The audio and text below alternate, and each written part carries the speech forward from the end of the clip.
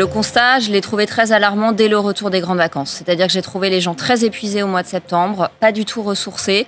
Je ne suis pas médecin, pourtant j'ai proposé l'hospitalisation à des patients qui étaient en thérapie, à 6 fois plus de patients juste sur le mois de septembre que d'habitude, notamment des étudiants qui décompensaient des troubles alimentaires alors qu'ils n'avaient pas d'antécédents suite au confinement.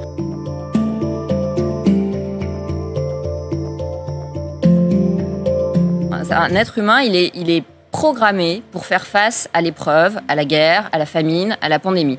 Ça, il sait le gérer. Et on a des hormones de stress, on sait gérer.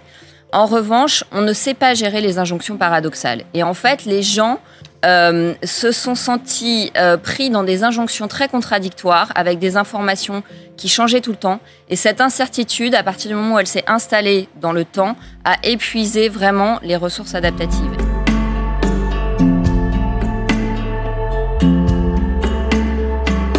Derrière un ordinateur, en fait, vos centres cérébraux s'atrophient. Pourquoi ? Parce que les centres de la mémoire et de l'apprentissage sont les mêmes que les centres qui gèrent les émotions.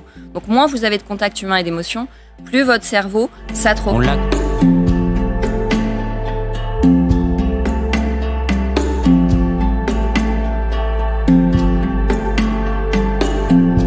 Il y a des libertés sur lesquelles on ne peut pas négocier parce que l'être humain est biologiquement constitué de telle sorte qu'il a besoin d'interaction, qu'il a besoin d'air, qu'il a besoin d'avoir des cadres et des repères, un lieu de travail, une vie privée. Et tout ça est complètement supprimé en ce moment. Donc ça, quand c'est sur un mois, ça va. Quand c'est sur un an, on peut pas se réorganiser en fait. On peut pas. C'est pas un effort. C'est-à-dire que on doit négocier avec des besoins vitaux et ça n'est pas possible.